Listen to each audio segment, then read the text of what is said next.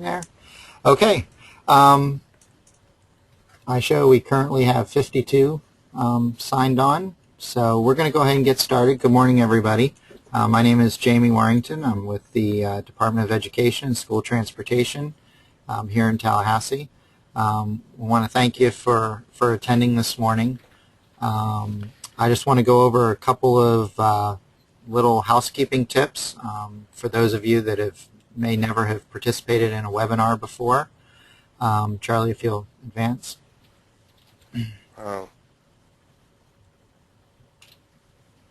There you go. Okay. I'm going to show you a slide in a second here that's going to show you the control panel that should have popped up when you logged on.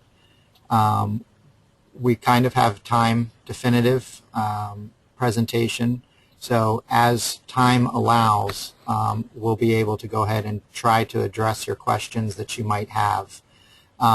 Everybody starts off as muted, so we won't be able to hear anything that you say. But if you do have a question about something that you hear during the presentation, please feel free to click the raise hand button on your control panel. And if we can, we'll go ahead and identify you and unmute you so that you can ask your question. We do ask that you keep your question short and please stay on topic so that we can make sure we conclude the webinar on time. And Jamie, I would add that the session's being recorded in case anybody wasn't aware of that. Yeah, we are also recording this, and it will be available within the next day or two on the FAPT website for use at a later date. If you don't get a chance to have your raised hand answered, you can also use the chat box at the bottom of your control panel and send the question, and I'll try to keep them organized and get the appropriate person to answer during the presentation, again, if time allows. If not, we can follow up with an email after the presentation is over. And we do ask that just in anticipation of you needing to ask a question, if you quiet anything that's in the background, your cell phones, if you have an office, close your door. Background noise on a webinar can be quite distracting and make it difficult to understand what you're trying to say. Okay, and then this last slide here is a copy of what your control panel should look like.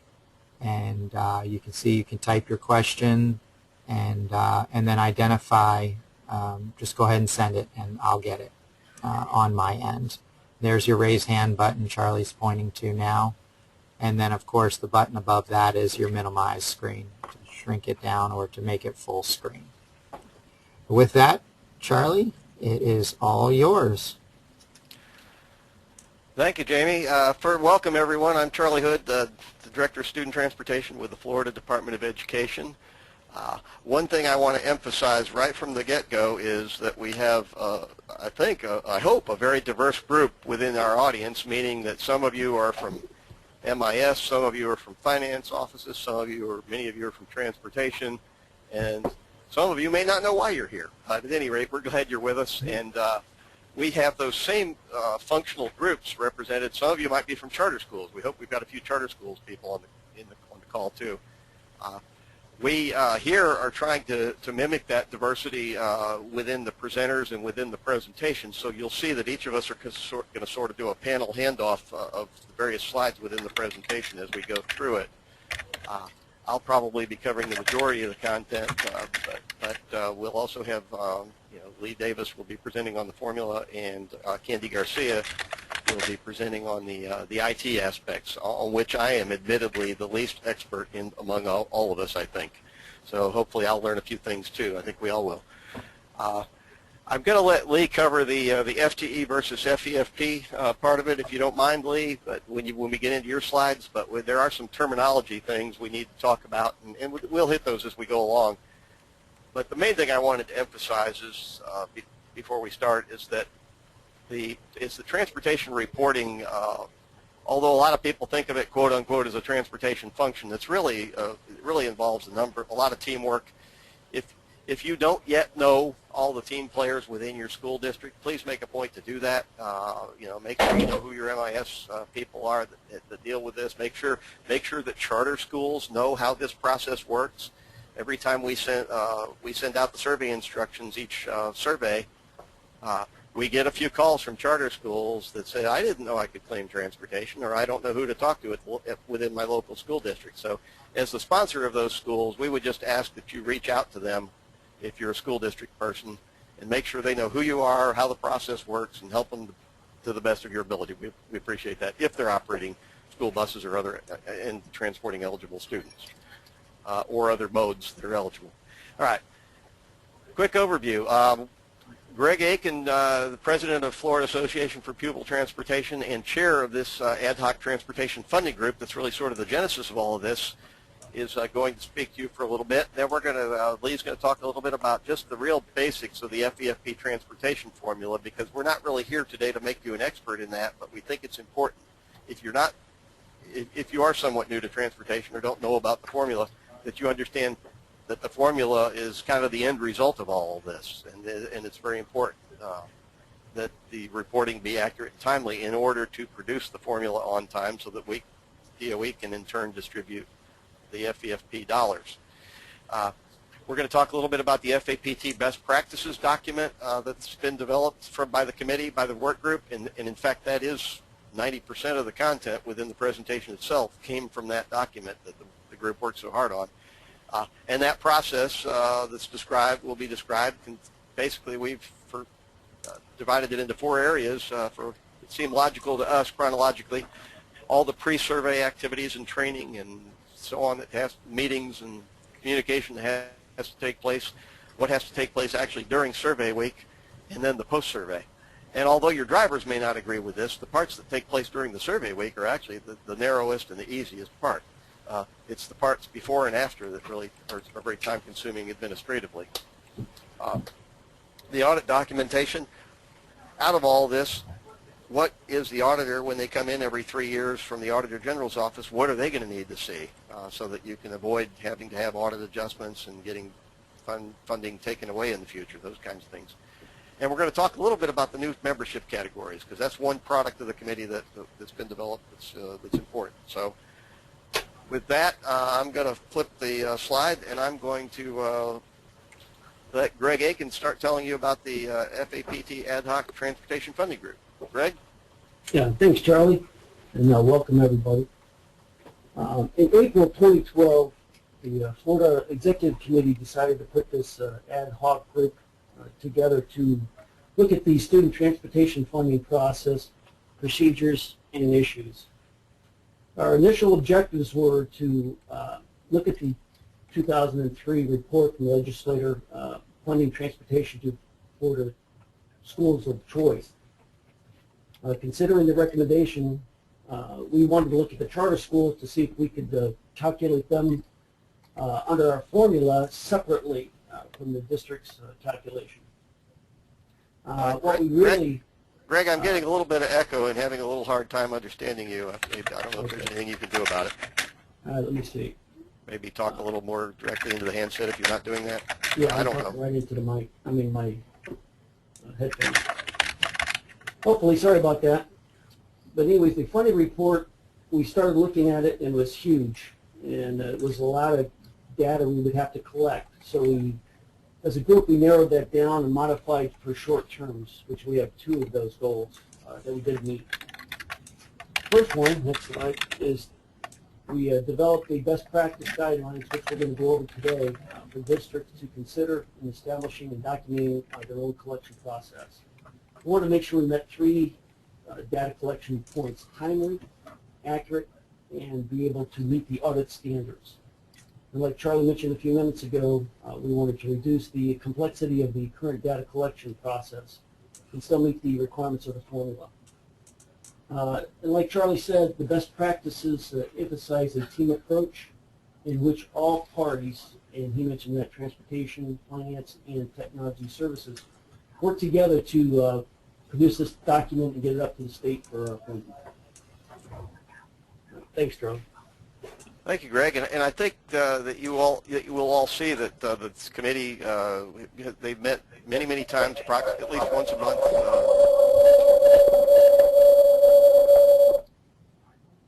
The committee has met at least once a month since April of last year, and has met via these webinars, via these web meetings. So it's been very efficient and low cost. There was no travel involved, and has been very successful, in my view, at achieving these two, what turned out to be its first two goals, you might say. There are longer-term goals that we probably won't go into today that I know the committee has to do things like look at other aspects of the formula and maybe go ahead and see if we can update that choice funding report that was presented to the legislature in 2003. And at some point, I think the committee is going to want to tackle the issue of documenting funding adequacy. Is transportation funding adequate, and does FAPT want to recommend anything different to the legislature? I think some of us know the answer to that, but we won't go there. The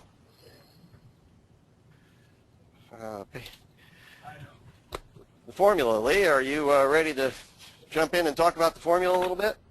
I am ready. Well, good morning, everyone. This is Lee Davis. I'm in the Office of Funding and Financial Reporting, and I'm just going to talk about the transportation formula for a little bit. The transportation calculation is one of the components within the Florida Education Finance Program, or the FEFP. The calculation is rider-driven, and there is only a set amount of funds allocated for this component every year. And briefly, as Charlie mentioned earlier, I want to explain the difference between FEFP, FTE, and riders. The FEFP is kind of the overall K through 12 funding formula. It refers to all the components that make up classroom funding, including transportation. FTE is referring to those classroom students that are used to generate that formula. So FTE does not mean funding. FTE is referring to those classroom students. And then riders is what drives the transportation formula. So a lot of times people will use this terminology mixed together, but really they're each specific things, and FTE doesn't mean riders. Riders are the kids on the school bus. FTE are the kids in the classroom. So just wanted to kind of clear that up, make sure everyone understands that. You can see in the second bullet, these are the statutes that govern the formula. And then also a key part of the formula is that if a student's IEP requires special transportation services, they are eligible for additional funding, and they are considered a weighted student within the formula. Now going on to the actual head count and student count that we use to do the formula, the first thing that happens to the students is that they're adjusted for the term length of service. Just to give you an idea, 180 days of service is equal to one student. So if a kid's only there for half the year, he only generates half a student worth of rider. Other adjustments are shown in bullet 4, and you can see there's a cost of living adjustment. That's based on the Florida Price Level Index, and that actually shows the difference in the cost of hiring personnel in different counties. So each student count for each county is adjusted a little bit for these items. You can see there's a rurality adjustment. So if you're in a more rural area, the idea there is that there are more expenses. You can see that there's the average bus occupancy index. What that refers to is how many students on average you have in each of your buses. The idea there is to reward efficiency and to encourage people to utilize their buses as much as possible. And I can go on to the next slide. Okay, so there's kind of two main components that are funded, and you see them here. Actually, the ESE allocation is calculated first, and this is based on the previously mentioned adjustments and a per student amount. These funds are actually not prorated. They are calculated just as they are for each district.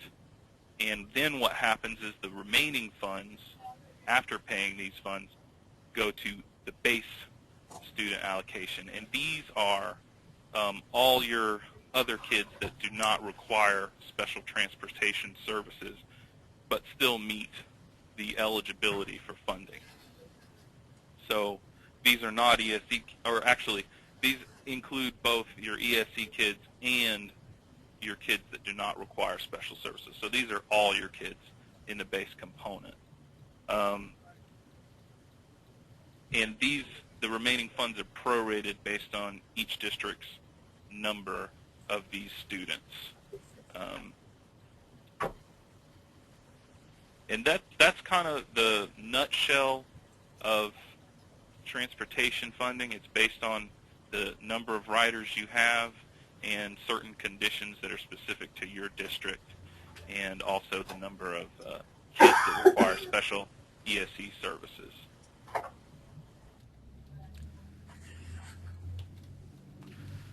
Okay, thank you, Lee. All right, now we're going to get into what was really the primary, I guess, core purpose of doing the webinar today, which is for those either, for people of varying experience, whether you're new to it or whether you're very experienced. We hope we'll all learn something today about the nuts and bolts of survey preparation, of the survey and reporting process, the pre-survey, the survey, and the reporting process. Now, keeping in mind that this is necessarily somewhat generic in that each school district has its own way of getting to the point where it reports its information to DOE. Now, many of you use standard software packages and so on that are available from consortia like NEFEC or PACE or whatever to get to that point. But the procedures always vary, and some school districts have the range of ways that it's done in the state vary from we've seen where the drivers just write everything out longhand on a 11 by 14 pad or whatever, to very, very automated and processes. So they vary depending on the size and the needs of the particular district. So keep that in mind, that this is all generic. This isn't meant to say that it's got to be like this in your district. These are truly best practices. These are, very little of this is regulatory. Essentially, until we get to the reporting to DOE part, very little of it's regulatory. But what we want to emphasize during the pre-survey preparation is that you train your staff and that you implement these things in plenty of time before the survey, so that so that everybody knows what's going on when it gets time to survey week and after that. If possible, you need to have an initial roster of students by bus. You need to make sure everyone's familiar with the timelines, what has to happen when, including both the state prescribed timelines and all the internal ones that go into this process. All riders, if possible, need to be registered and assigned to routes. All potential riders, we know you don't know who all the actual riders are going to be in advance. All students need to be properly coded. The hazardous walking database, it has to be updated, and as you know, that's a separate web application that describes the areas in which kids are eligible, in which elementary school students who live less than 2 miles from school are eligible by virtue of the locations in which they would have to walk if they didn't have a school bus ride, meeting the statutorily described hazardous walking criteria. That's a process all by itself, and maybe we need to do a webinar on that at some point, Jamie. Yes, you need to communicate obviously with your IT office about the process and be sure everybody's on the same page. And first and foremost, most importantly, train your school bus operators on the process, including charter school bus including operators who serve charter schools.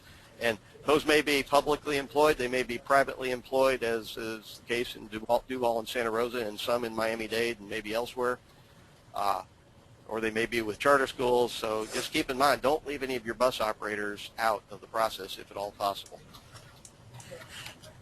Again, in the training and implementation phase, you need to be sure that your vehicle identification numbers are correct in your database, in your school bus inventory, and your charter schools need to be included, as we already talked about.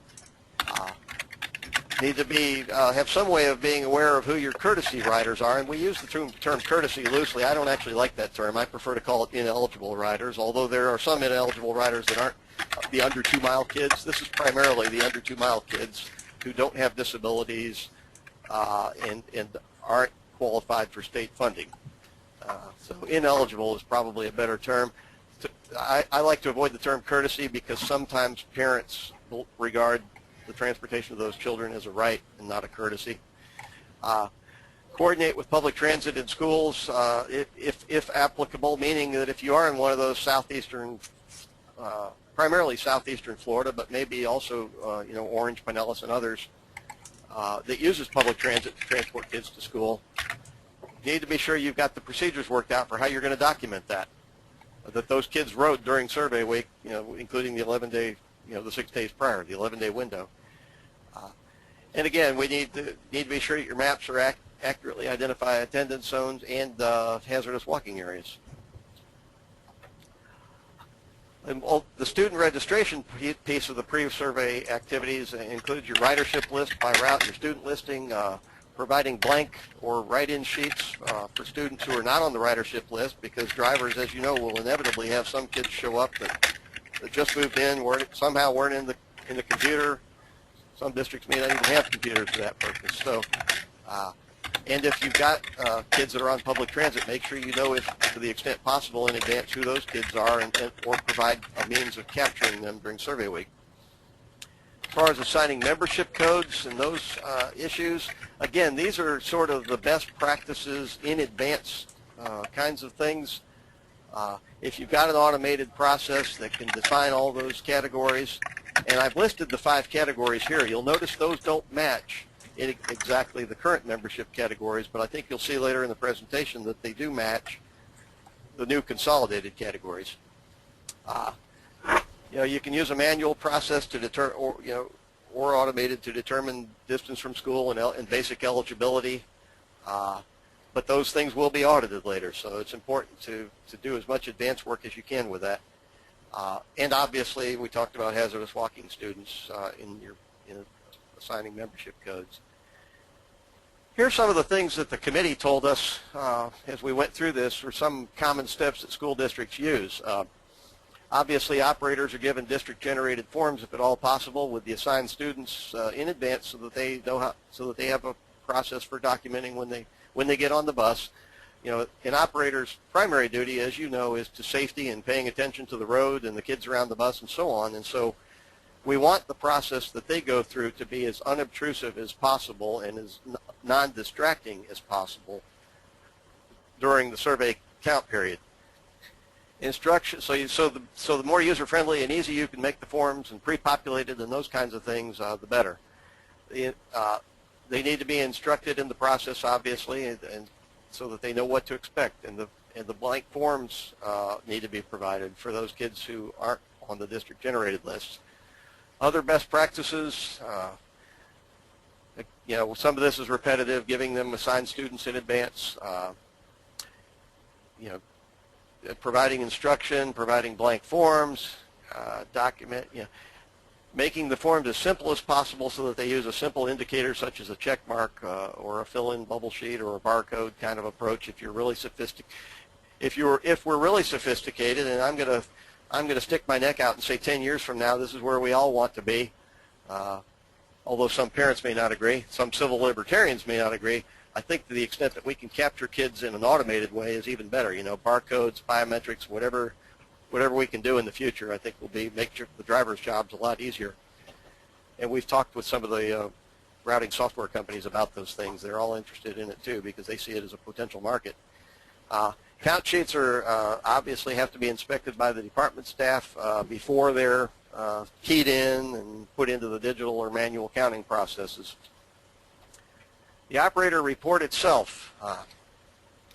These are kind of the minimum things that should be on it for auditability. You know, we know some of you have more information on them. We would emphasize, I guess, you know, some of the group may disagree with me, and I hope the other presenters will speak up if you disagree, but we would emphasize, again, keeping the driver's sheet to where it doesn't include any more extraneous information than necessary to make the driver's job as easy as possible. But there is a certain amount of this that's listed there that is pretty much necessary, and we will provide, as follow-up to this webinar, the committee has collected several kind of best practice forms from each of the districts, not all the districts, but ones represented on the committee. So those sample forms will be available on the FAPT website, where the rest of this stuff will be. So if you don't already have a driver form, or you want to look at yours and that you're happy with, or want to look at how others do it, those will be out there for you to take a look at. Student data collection. The operator's primary responsibility is to document at least the first day during this 11-day window that is at each student rode. Now, some of the districts we talked about in the committee document each kid every time they get on the bus during the survey period. That's up to you. The only potential advantage to that is that if a kid's attendance record doesn't happen to match up for the single day that you record a kid, you stand a better chance of capturing a handful more kids if you have the drivers record every day, because all that has to happen for them to be, you know, assuming they're funding eligible, for them to be legitimate riders, is they have to have ridden at least once during the survey week or the 6 days prior, and be in attendance in school. Now, that said, I'm not going to get into some of the creative incentives that we have occasionally seen over the years for districts to encourage non-riders to ride, but we don't in any way, shape, or form encourage you to have non-riders who don't normally ride during the term ride just for the purpose of student counts. And I can get into that in more detail with you individually if you want. We've actually got an older CFO memo on that point. It will come back to bite you if you do that. We don't want you to Christmas tree. We don't want operators to Christmas tree all riders, of course. And the operators just have to understand that their signature on that report is a legal document, and it will be used in an audit. The operator report, the driver worksheet, whatever you want to call it, is the source document that drives all of this, no pun intended, and is absolutely the most critical thing that the auditors will look at. This, of course, has already been talked about, but this is essentially this basic procedure that all your drivers will need to be familiar with, and that they've, and I'm sure are by now.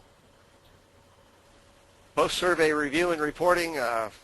Needless to say, this is a lot of the hard work. I feel the frustration in this clip art because that you must feel during that period of time, because it's such a compressed period of time during which you have to assemble all this stuff. But it is important that the information be keyed in accurately and timely and reported.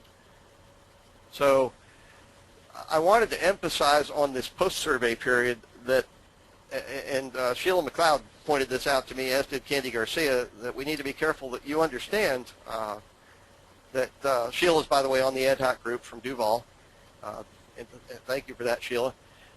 She pointed out that it's important that we emphasize during these next couple of slides that these are kind of mostly best practices, what happens at the local level. We haven't yet gotten chronologically in the slides or the process to the actual reporting to DOE. So some of these may be optional, they may not be something that you have to do, but these are the best practices that the committee established amongst themselves.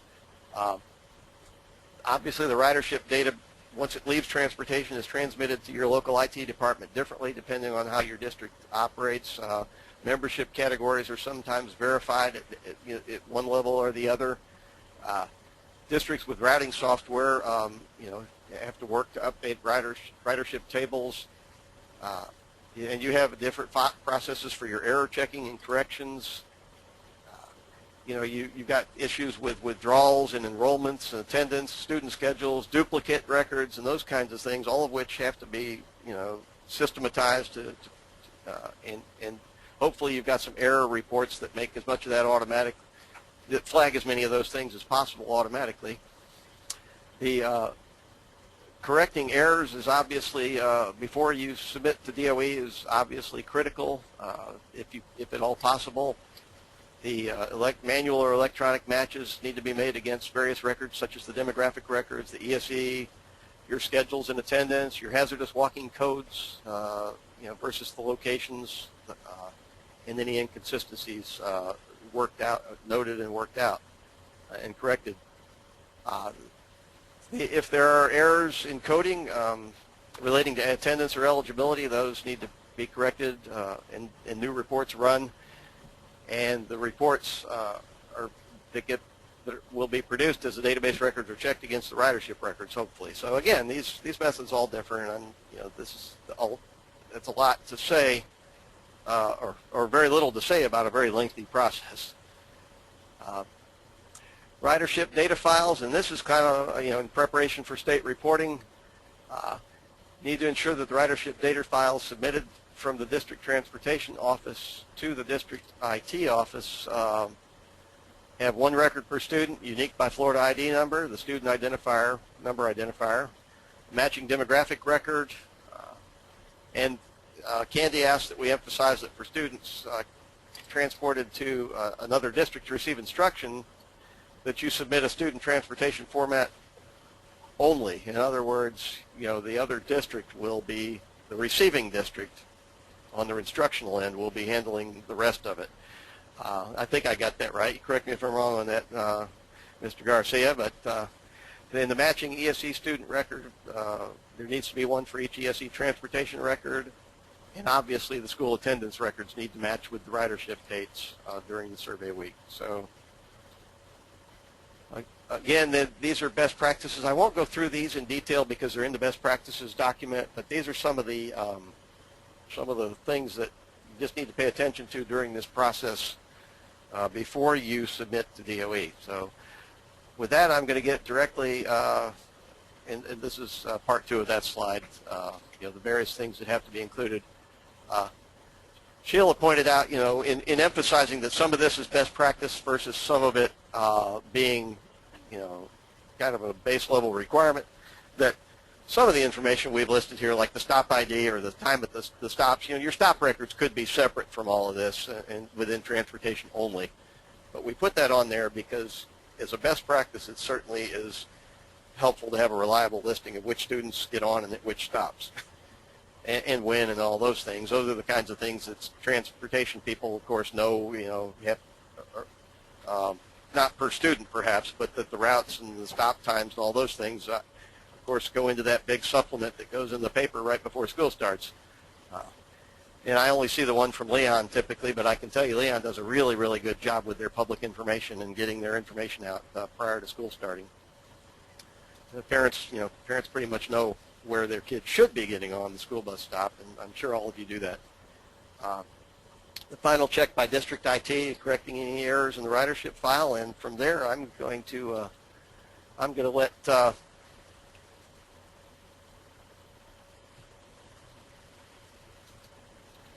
I'm going to let Candy Garcia talk about how we get into the rest of it.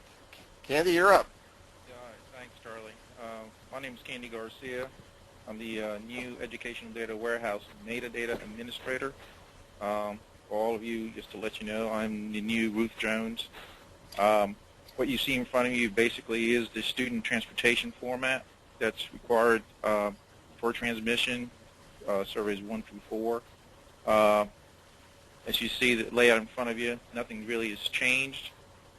Later on, toward the end of this presentation, Charlie will touch bases in regards to the membership category, how things will slightly change for next school year.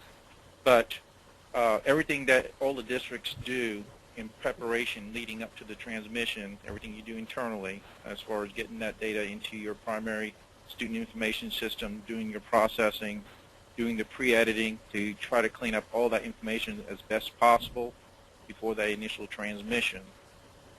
Once it is transmitted, very similar to your other formats during the survey period, it will be loaded, be processed accordingly, and you will receive additional edits.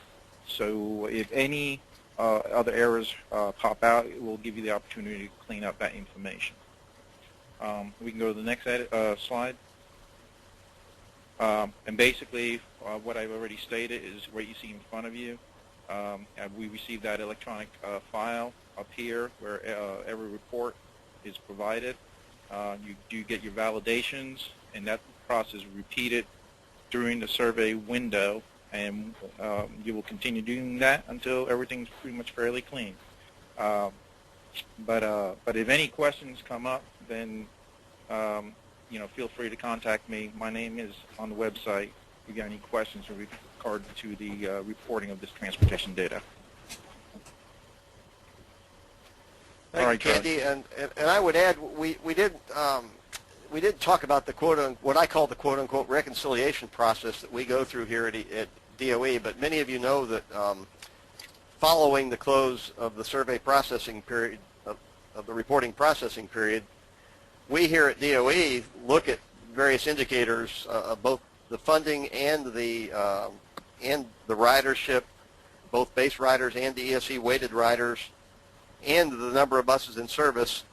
We look at those indicators and the funding that's generated by the latest calculation based on your survey data.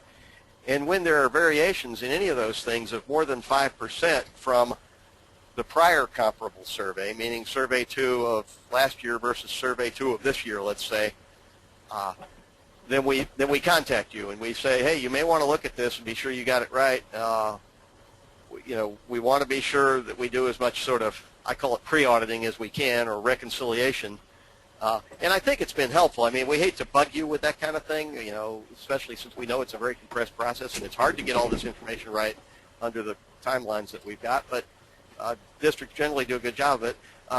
Fortunately, many of you have been very gracious and have said to us, those of you that have been subject to that kind of call or email from us, you've said, wow, I'm glad you pointed that out, because we did have something that went wrong and we need to fix it, and you've been able to fix it. So there is that reconciliation process, so don't be surprised if you get one of those emails or calls following the survey.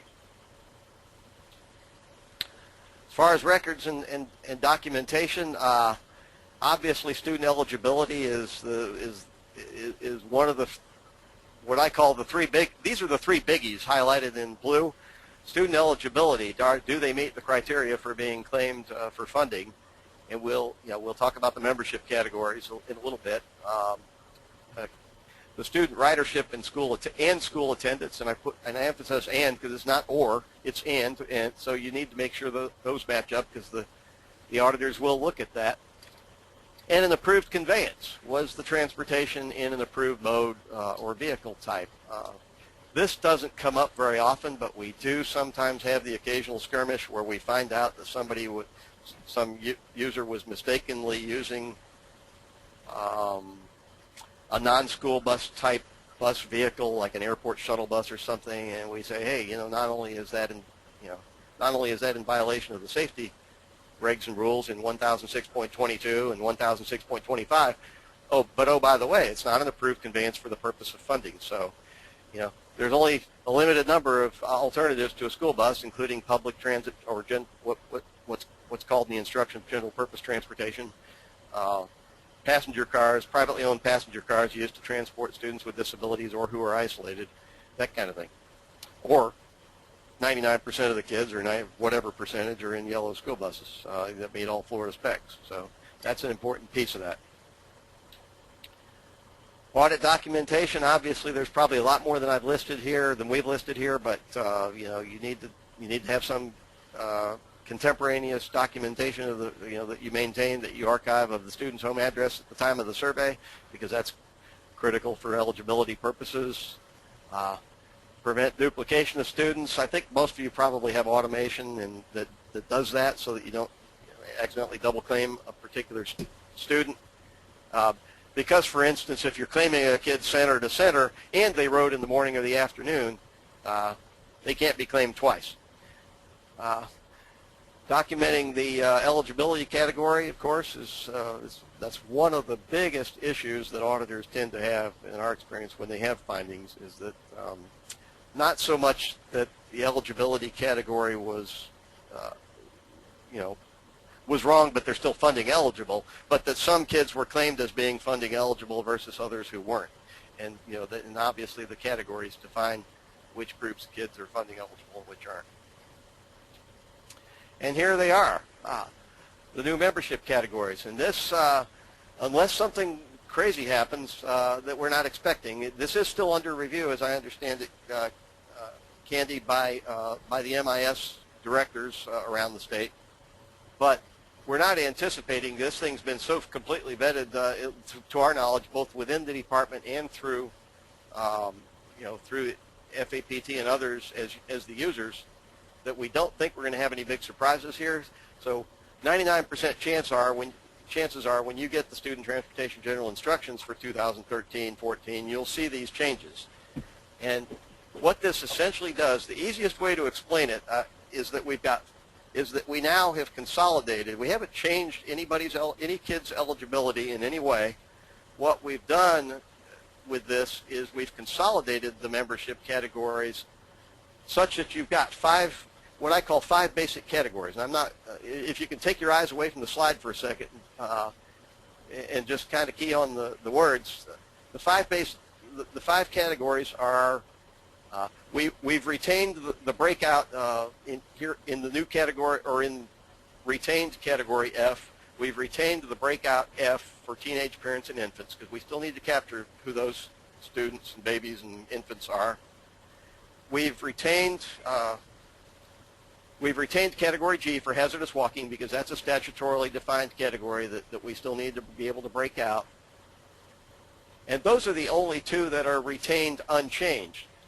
The other three basic categories of the five are, they're either funding eligible at base level of funding, or number one, or number two, they're funding eligible at weighted funding, which of course includes only IDEA kids, pre-K through grade 12, or they're not eligible for funding at all. So essentially you've got teen parent, hazardous walking, base funding eligible, weighted funding eligible, and everybody else that's just not funding eligible.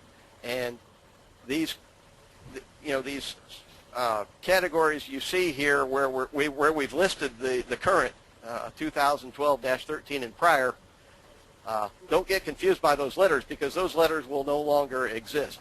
The new letter designations will be Category L, Individuals with Disabilities Education Act, pre-K through grade 12, weighted. This is all the weighted kids that by definition have to be IDEA and have to meet one of the five specified criteria for receiving special service that are in the instructions.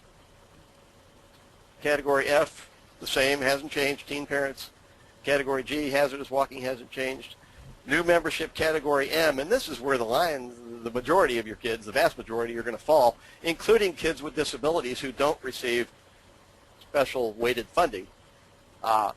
This is all the current categories, B, E, H, J, and K, will be consolidated into this new category M, because essentially those kids all just generate base funding, and so from a funding perspective, there's no reason to separate them out anymore.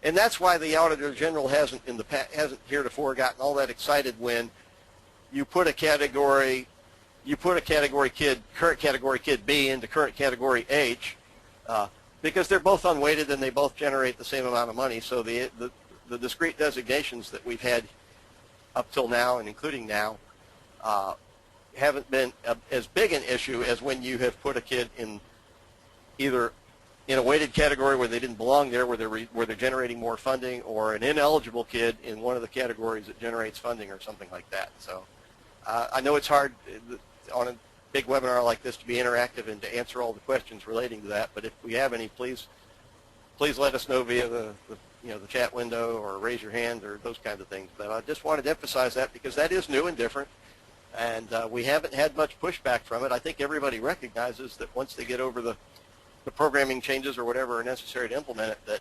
administratively it's going to be a whole lot simpler. And that was one of the goals of the work group. So Greg or any of the other presenters on the call, do you want to add anything in that area or any other area so far? No, I don't, Charlie. All right. No, sir. Okay. Looks like we're running fairly well on schedule, Jamie. So we should actually have time for some questions here as we approach the end. But let me just go ahead and start. In Category N. I'm sorry, I never did get to that slide. Those are the non-fundable. Basically, and this does, we used to think of this as just quote-unquote the courtesy kids or the under 2 mile kids, and that may in fact be most of the ones that you report in this group.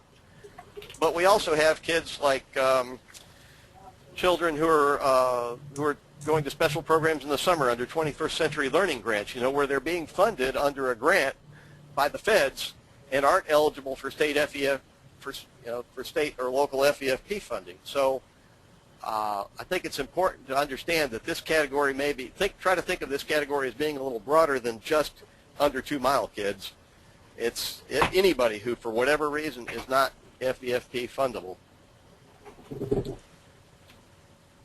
And while we're on the subject, I had one call in advance that I know is a common question this time of year about summer transportation, FEFP. We will be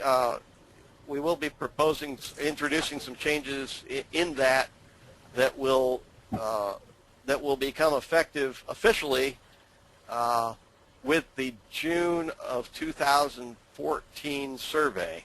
So be prepared for the fact that that summer school transportation eligibility, which has not currently been really well defined in DOE's guidance, will be well defined. And if it's not, the bottom line is especially starting June 2014. But one could argue that it's true now. But we're really going to make it clear in the instructions so that if anybody does have any legacy things that they need to correct, they can do that. It will be clear that starting in June of 2014, if a summer school student is not exceptional student education extended school year qualified via their IEP, if they're not DJJ non-residential, which is a very narrow category, small category of students out there that receive FEFP, then if they're not FEFP funded in the classroom, then they won't be eligible for student transportation funding either. So that's going to be a critical distinction that's going to be phased in. Don't freak out about it. If you have any questions, let me know. But when you get the student transportation general instructions in June of this year for the next school year, you'll see those things, and then we'll obviously be available to answer questions at any point. But I did want to give you a heads up about that because some people had asked about that in advance of the webinar. Resources. This is how and where you can reach us all. This information will be on the FAPT website, and I'm going to flip there real quickly and bring that over.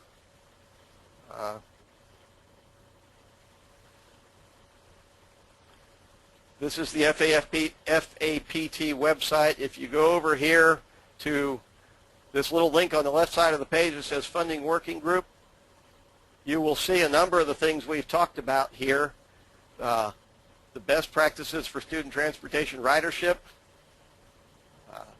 the document that is guiding this webinar really is there.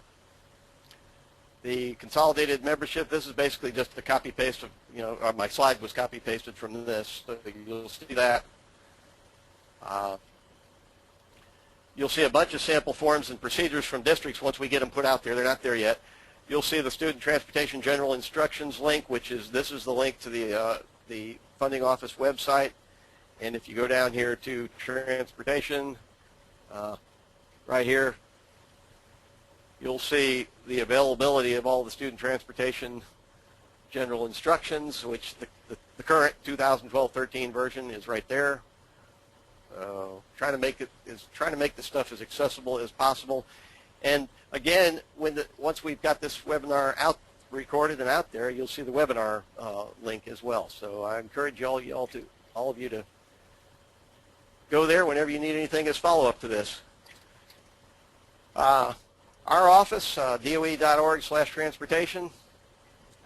There's our website. If you want to click down to the school district transportation profiles, you'll see that document. This is the latest available version. We're in the final stages of working on the school year 11-12 version. But this is the transportation profiles we get a lot of requests for this from charter schools because they use it to determine how much you should be charging them theoretically. Understanding that this doesn't really fully explain that.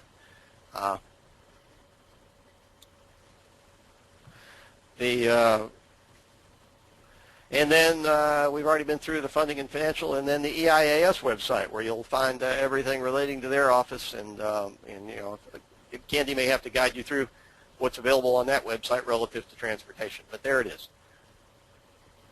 Okay. All right. Well, I think that's about it. Before we, Jamie, how are we doing on? Do we have any other comments, questions, additions, things we should have covered? Well, we actually do. Miss Ethel Green has had her hand up since the beginning. So, Miss Green, if I can go ahead and unmute you, you can go ahead and ask your question. Go ahead. Jamie, can you ask Kay to, I can hear her in the background. Yeah. Okay, it's Terry, I'm sorry. Okay, she's wrapping up. Okay. Okay. Maybe you can mute in between talking. Yeah, okay, I'll mute me.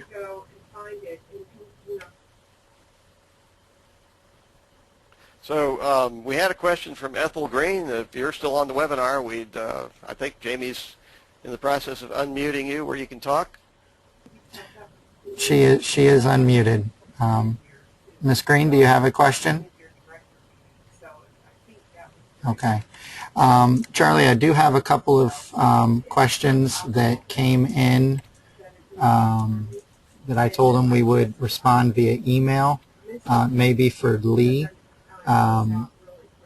Miss Free asked, when calculating the days in term for summer transportation reporting, would you count the total number of days the course met, or would you count the number of days from when the student enrolled in the course to the end of the course during that survey period?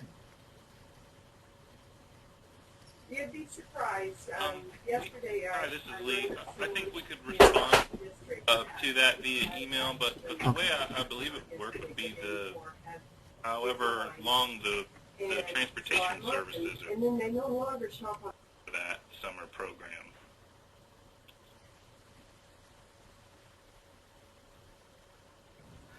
Okay. All right. I'll send Jamie, you the can you? somehow Never mind. a large district. I will email that question to you, Lee, and you can respond directly to Ms. Free. Charlie, I've answered all the other questions that basically came in All right. that were simple. So if there's no final questions, or let me see, we have another raised hand here. Melanie Timgren, you're unmuted. Please ask the question. Melanie, are you there?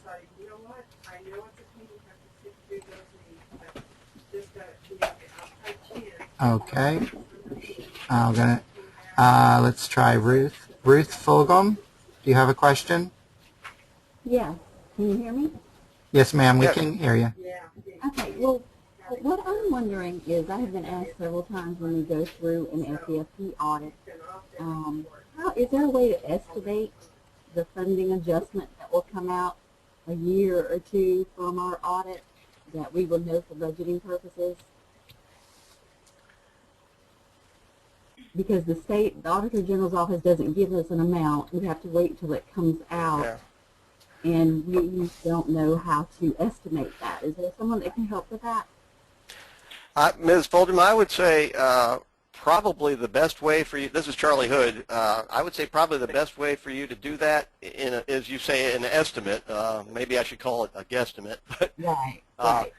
would be to go to our quality links document or to go to the latest transportation calculation and look at your school district's per student amount and use that as the basis. If that student is ruled ineligible, that's how much money you'll be adjusted downward at some point in the future. Now, keeping in mind that funding is always changing because we're dividing a limited pot of money amongst all the school districts. So if one school district's funding goes up, yours goes down in a future year and all those things.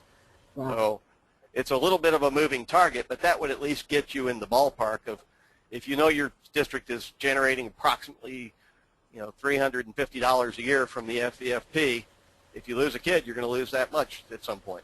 Okay. If they're ultimately found, after all the audit process and review and everything else, if they're ultimately adjusted, that's what it'll be. That's, in the ballpark. Okay, that should help. I just wanted to add to what Charlie was saying there, and what he said is correct. I think it is a moving target, but to stick to a ballpark, if you know your base funding per student amount and then your ESE funding per student amount, and apply those to the audit figures that are given. If you wanted to be real specific, you could go to the year of the audit and get those per student amounts. But either way is going to give you the ballpark number you're looking for. Okay, I appreciate it. Thank you. Thank you, Ruth. Okay, a question did just come in. Days in term for students who only ride a career bus to and from one school to another, but may not be all 5 days of the week during the normal school year. What is the days in term supposed to be?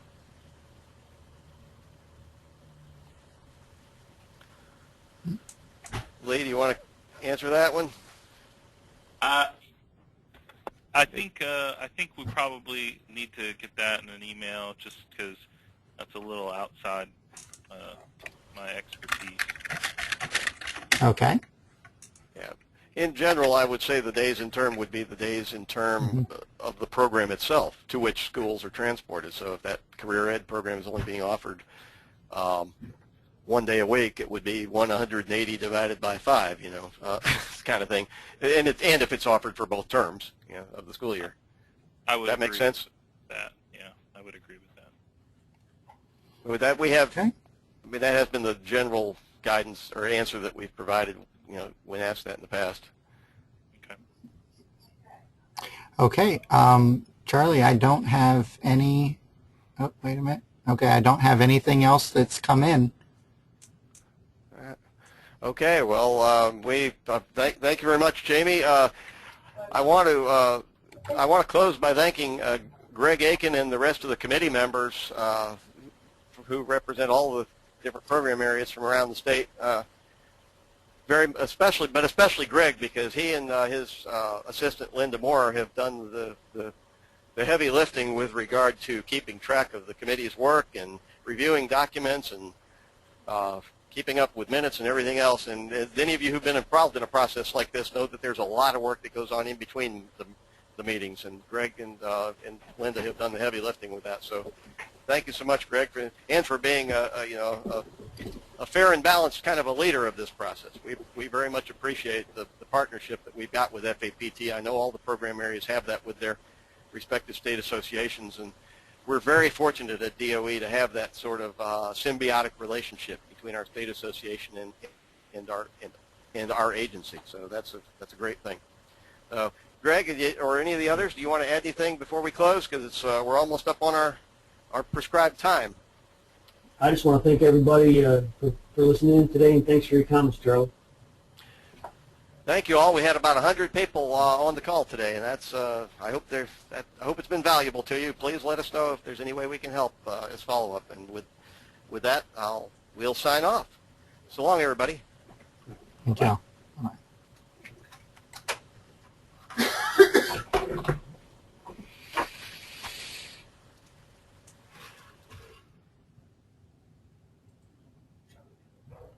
The organizer has ended the session, and this call will be disconnected. Goodbye. With his bad self.